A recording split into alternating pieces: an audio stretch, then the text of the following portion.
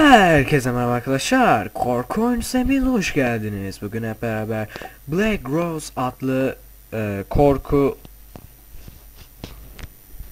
oyununu oynuyoruz. Ve start.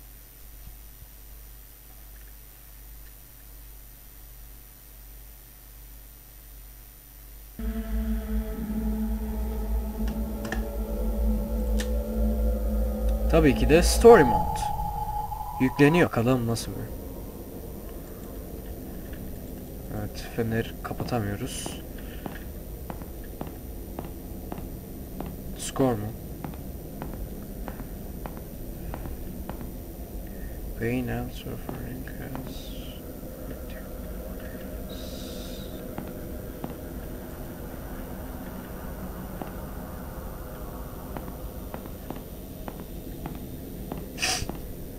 Bu arada arkadaşlar biraz hastayım, o yüzden sesim biraz kötü gelebilir.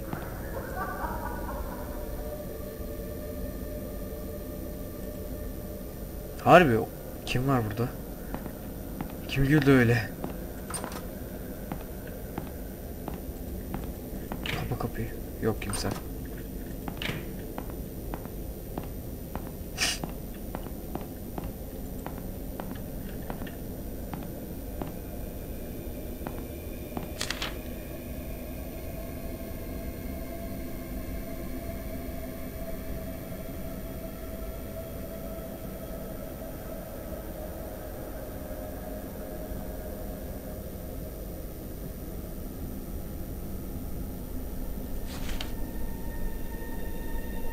Ne?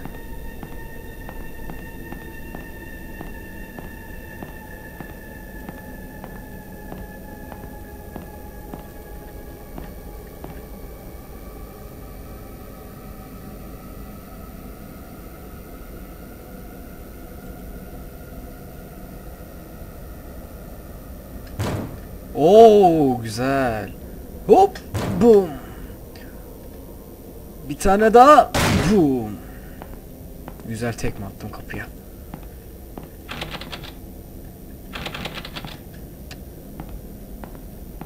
Bir kilitli oda için mi geldik?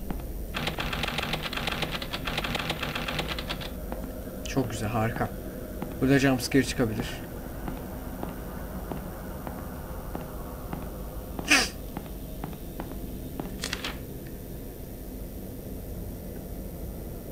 En sonunda demek istediğim, ölüler konuşamaz. Ölüler gerçekten konuşamaz. Değil mi? Diyor. Sanırım sen çok fazla Walking Dead izliyorsun. Değil mi dediğine göre.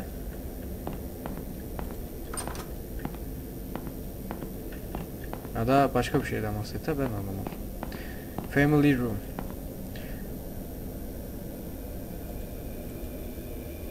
Ah. Açacağını sanmıyorsun kapanı. Tamam.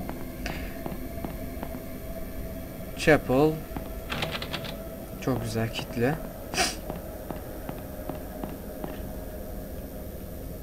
Oyun durmuyor. Çok güzel.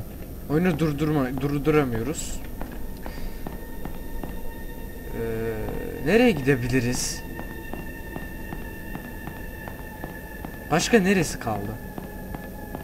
Şuraları kalmış. Şimdi bakalım. O ne be? Evet, evet, çok güzel.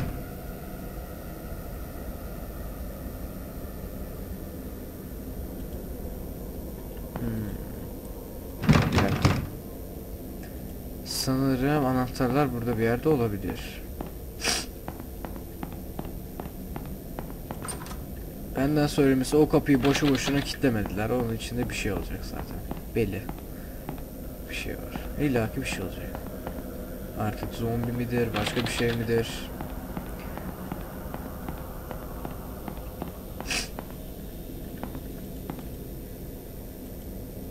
Ne? Ha, tamam. Başladığımız yere geri döndük. Çok güzel.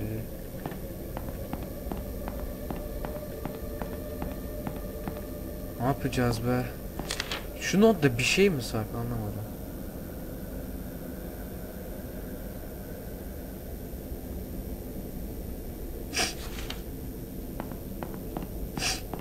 Burada bir şey mi var yani? Hiçbir şey anlamadım.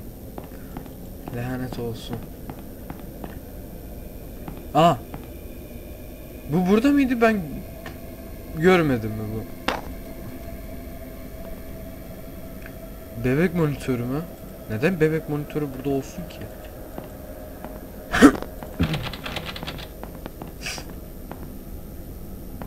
Abi jumpscare çıkabilir, lütfen çıkmasın.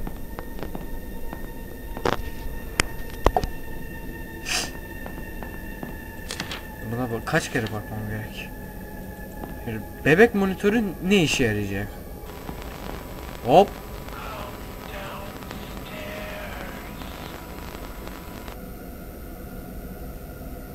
Who was that? Come downstairs mı? Aşağı kata gel. Sıçtık. Burada kimse yok.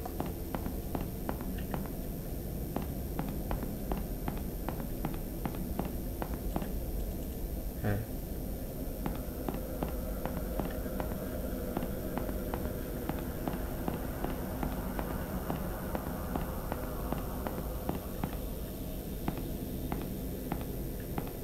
Çok güzel. Come downstairs. Aşağı katta değilsin ki geleyim.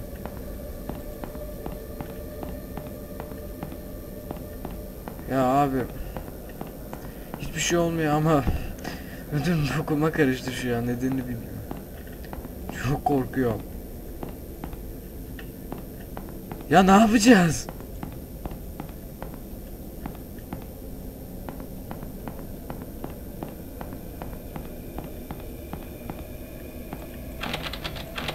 Aşağı kata nasıl gideceğiz? Burası değil mi aşağı kat? Ya buradan atlarsak bacağımız kırılır, doğru. Da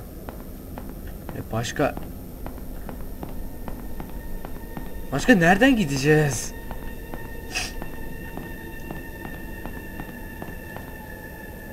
Yani zaten böyle kapılar hiç açılmaz. Boşuna uğraşma. Çok güzel, bu da kitle. Hiçbir şeyimiz yok. Skorumuz 0. Ve ne bok yiyeceğiz. Çok güzel. Harika. Perfect. Ananız.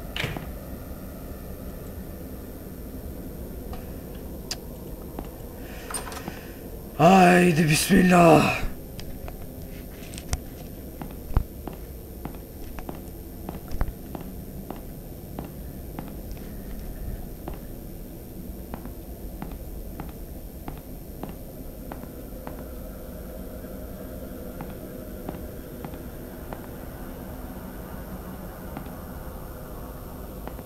Benimle dalga mı geçiyorsun? Evet, benimle bu dalga geçiyor.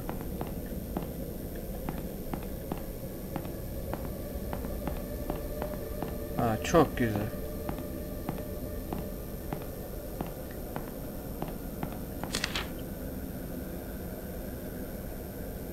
Hayır.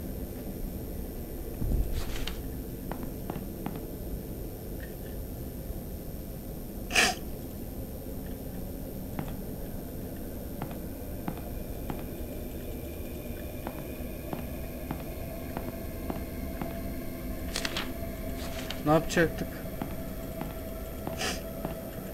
Bunu yok. O ne be? Orada bir şey var. Orada bir anahtar var. O ne be? Alamıyorum.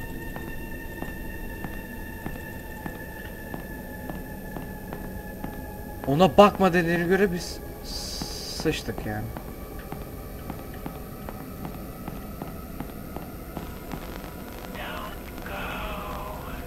Gitmeme. Beni de burada kaldı.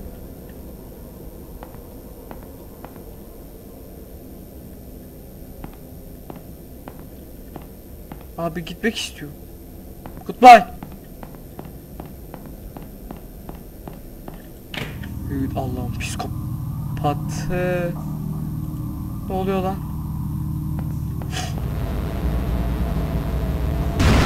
Ananı! Koş! Koş oğlum koş!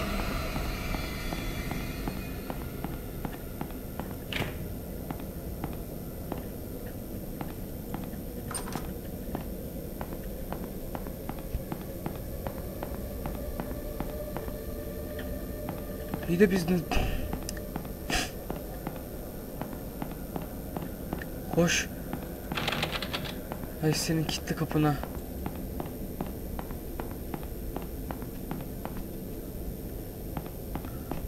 Abi. Abi bak büyüksün, benim suçum günahım yok. Ablacığım bak benim suçum günahım yok falan, bir şey yapmadım sana. Desem de duymayacak. Hayır.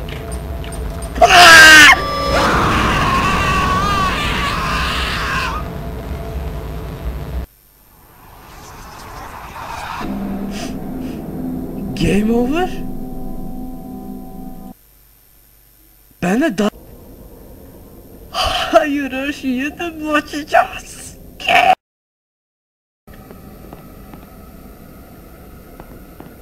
Abi bu kadının mezarı neredeydi? Ha şuydu.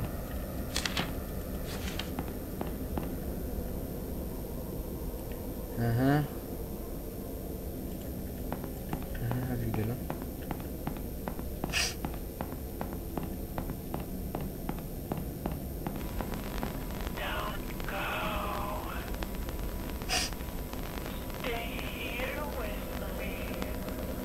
Nope. Seninle kalacağım, ölürüm daha iyi. Ne oluyor lan? What's going on? Ne oluyor? Run bitch run! Koş.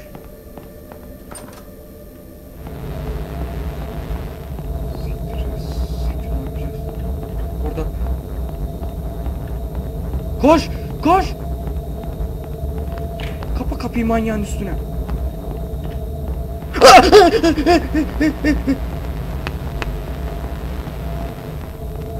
Koş!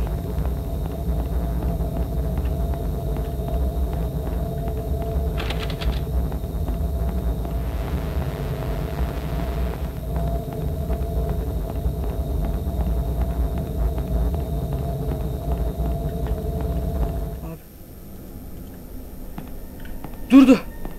Oh tamam. Tamam. Oh. Ne? Bu kapı nasıl kilitli olur? Notlar hala aynı. Ne? Hala aynı.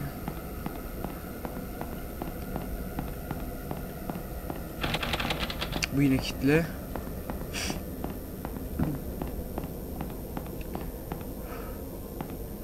Oh tamam. Oh geçti.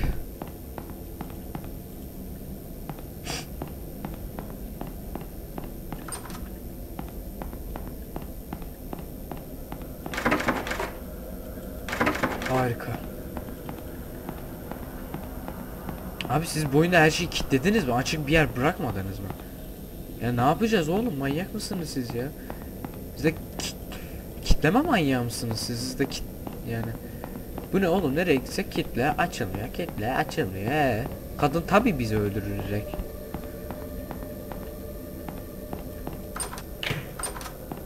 Are you fucking kidding me?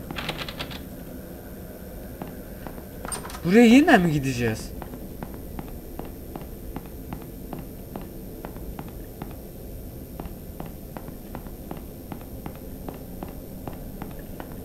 Kadın mezarı buraya.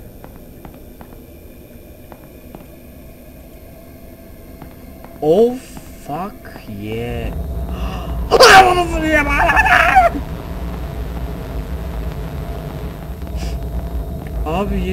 Abi kadından kaçıyoruz ya. Abi kadından kaçıyoruz. Hadi katil olsa anlarız da. Neyse. Burası değildi. Evet. Fuck you. Gelme. Gelme, tipini sevdim. Mevlana görse gelme der.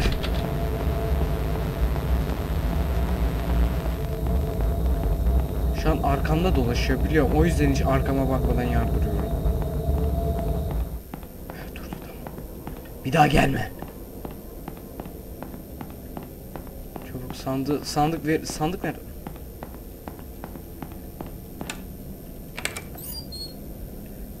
The only way to keep Myra in the coffin for God is to lock it, but the only way to keep Myra in her coffin for God is to lock it.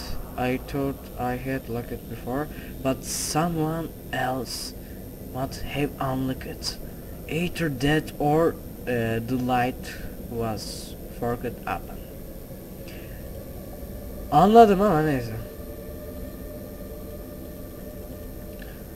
Oh yeah, o lanet mezarı kilitleyeceğiz ve bu lanet evden kaçacağız. Yani tahminime göre. Bu zaten hayatta açılmaz. Ya niye mezar niye?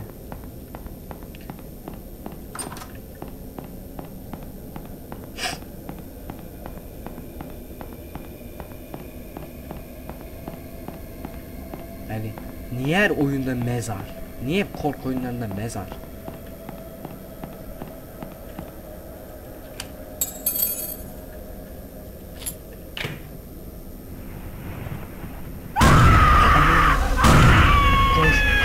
Koş, koş, koş, koş, koş, koş, koş, koş.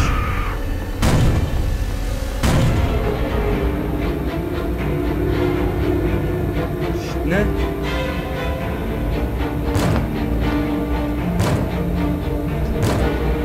Hadi lan! Koş! Hayır.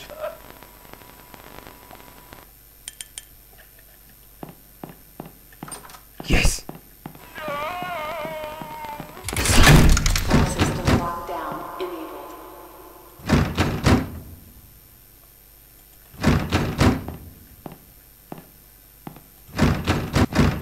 Abi.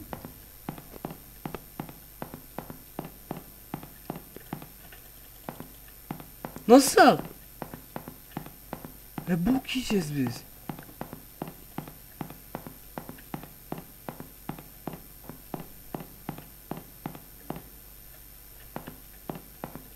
Acaba buradaki kapı mı açıldı?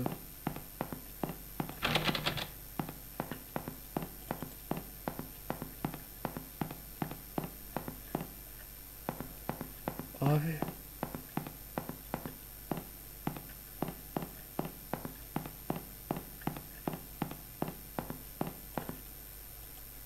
Fuck you ya.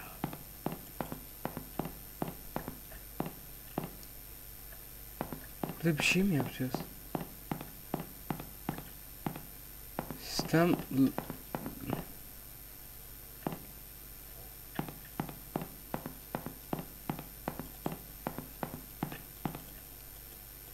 Ne yapacağız?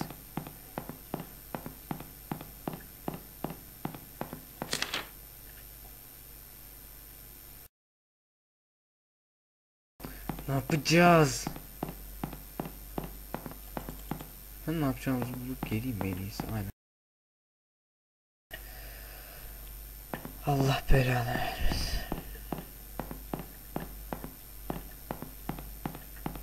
Allah belanı vermesin. Eme.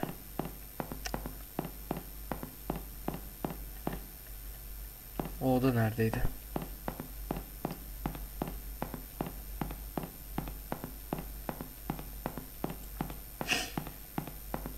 Neredeydi o oda? Neredeydi?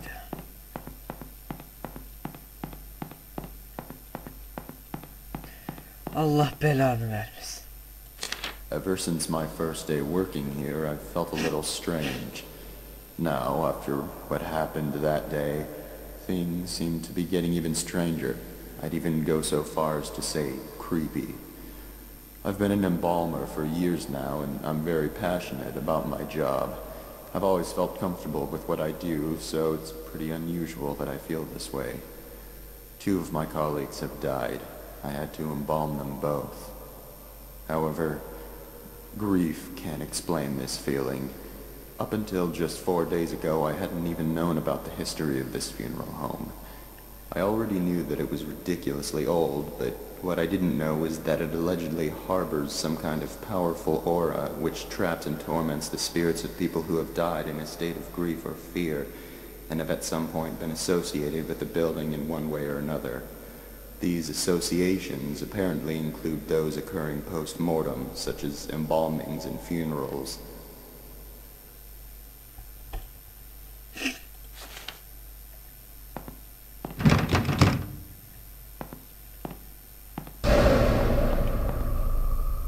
Allah belanı.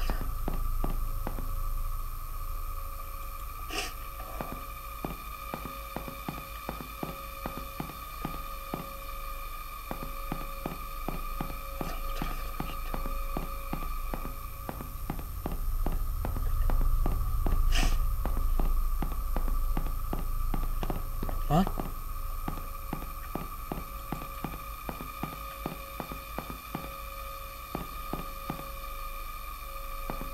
Ne?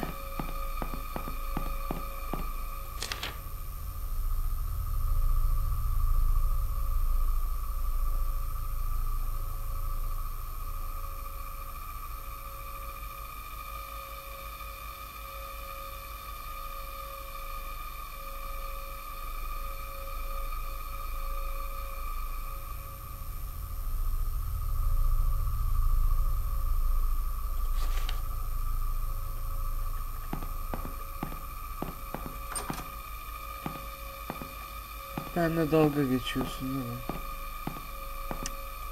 To make things even weirder, this place has a serious lockdown system. Yesterday was the first time I've ever seen it used, and many of the workers, including myself, were ordered to wait in the family room until the situation was taken care of. No one I've spoken to about it knows why it was done, or at least they won't say.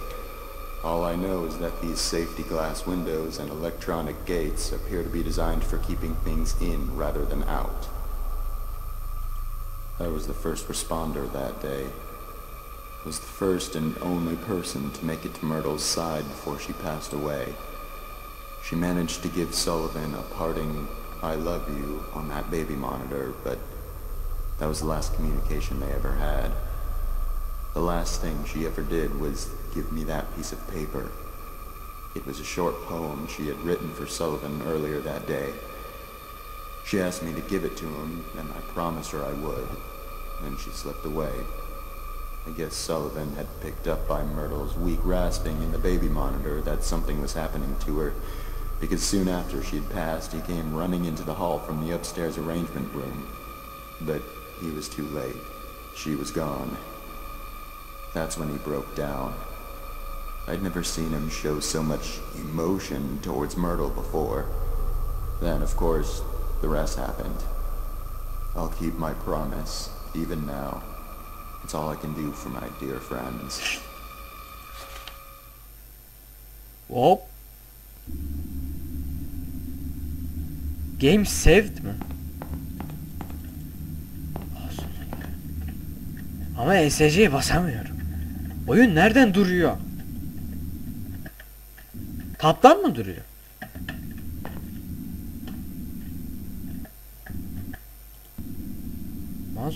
Oha mouse kafayı yedi.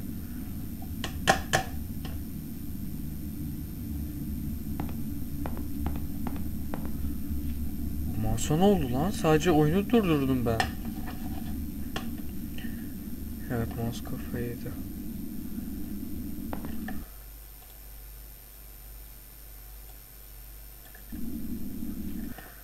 Oh, dur. İşte bu ya. Abi 50 ne demek ya? Güzel, burada hiçbir şey yapmayacağız.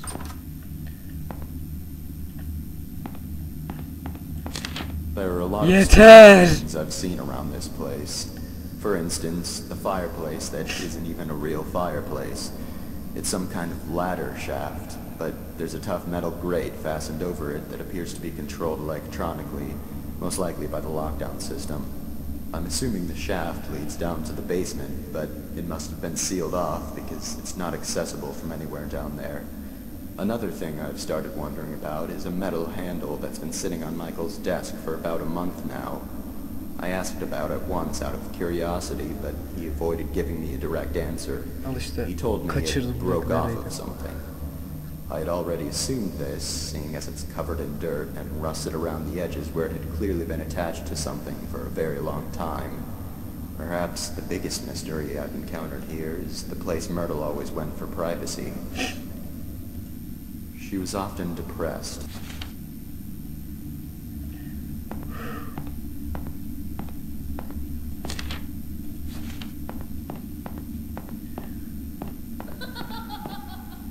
What the fuck? They still haven't buried them. Sullivan has been lying in his coffin now for 2 days, and Myrtle for 3. Because Conrad refused to touch Myrtle's coffin after her funeral, it had to be put aside so Sullivan could have his. Conrad still simply doesn't want to have anything to do with the burial of either of them, even if all he's doing is preparing a future grave without actually touching the coffins. I'm starting to wonder if he had some type of unpleasant encounter with Myrtle and Sullivan's coffins, or he heard some absurd rumor about their corpses. What's sad is that Myrtle and Sullivan don't have relatives who care enough about their burials to actually do something about this. Michael was embarrassed to have to tell all the relatives and friends that the actual burials couldn't be held yet. Even so, none of them objected. Maybe they just didn't see a point in doing so, considering the person they would be doing it for is already gone. I don't know. As far as feeling nervous around coffins, I do get a strange vibe now in the visitation room. The atmosphere in there is starting to feel different. The air feels heavier, a little bit oppressive even. It seems to be more noticeable today than it was yesterday.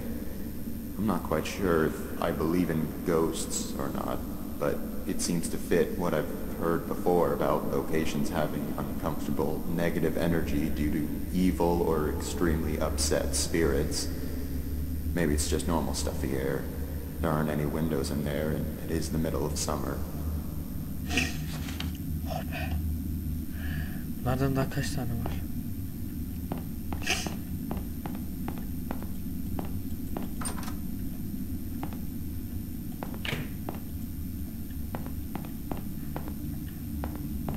Ben bu yola ineceğim. Holy shit.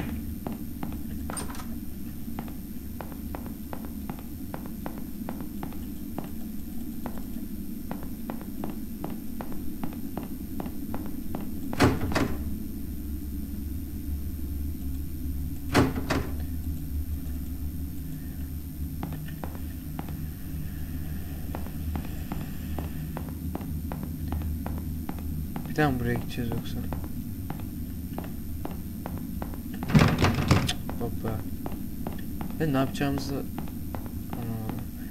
Şimdi artık bizden bir kart falan istiyor. Kod.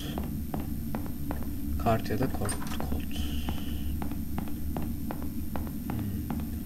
They still haven't buried. They still. Tamam.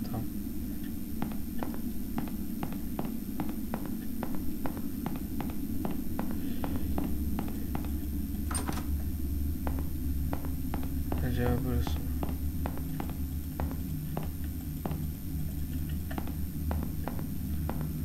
Ah.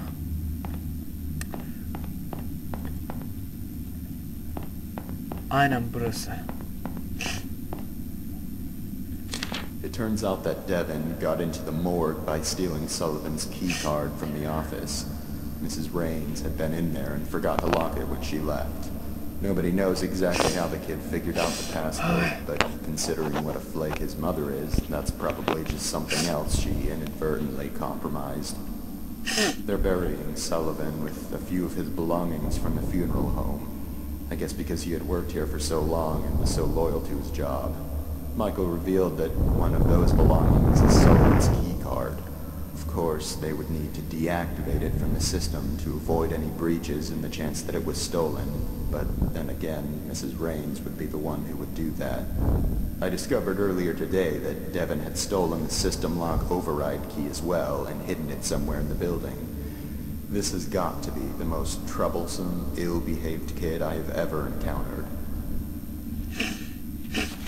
Ne kontin demiş ki orada böyle.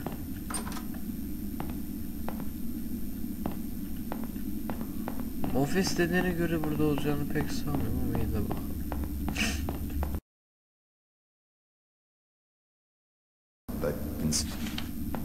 Ana ya abi al işte koltuğu o kadın sandım.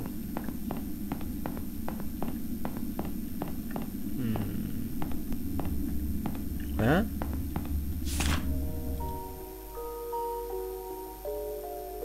Grief-stricken man killed by train after bleeding himself.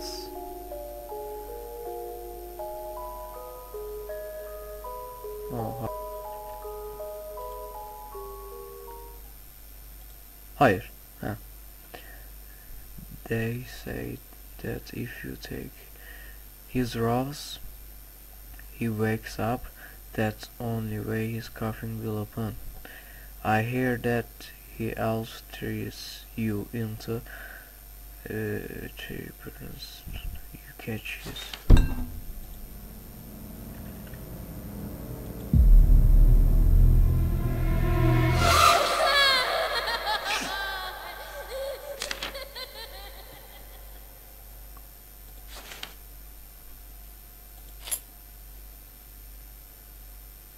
Ha. Ha bir de başımıza çocuk çıktı. Sıçtık biz ya. All those attending the funeral service for Sullivan James, please gather in the visitation room. Ananı s*** tövbe.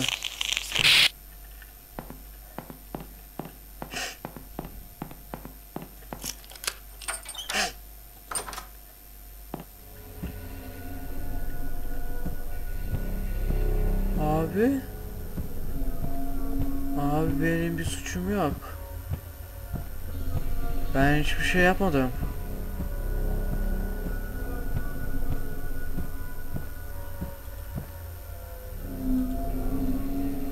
No.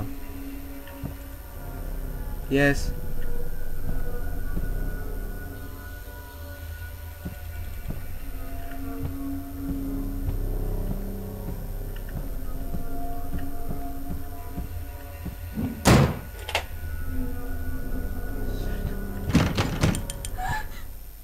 Hayır.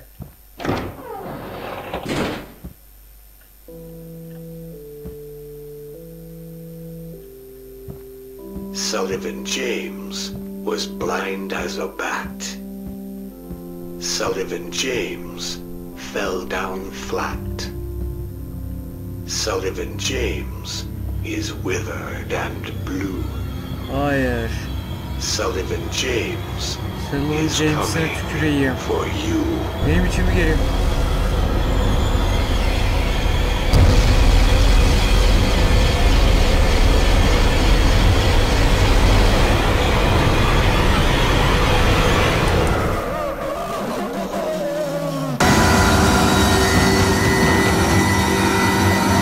O ne?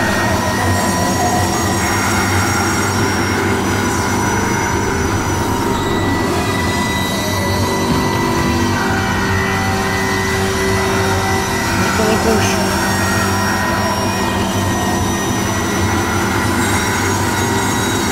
Tamam geliyor. Geliyor. Ah!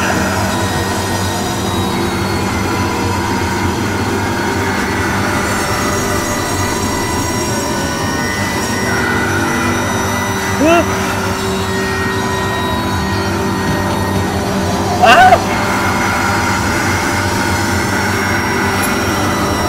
Anahtarı aldım, anahtarı aldım. Let's go, hadi.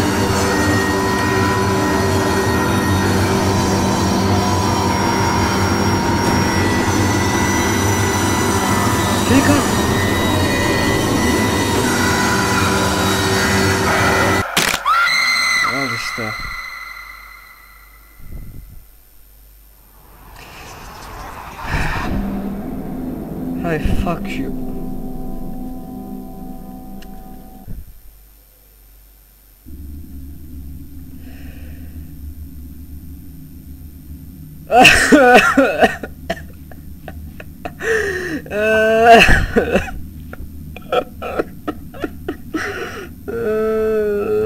Solomon James senin tipini sikiyim.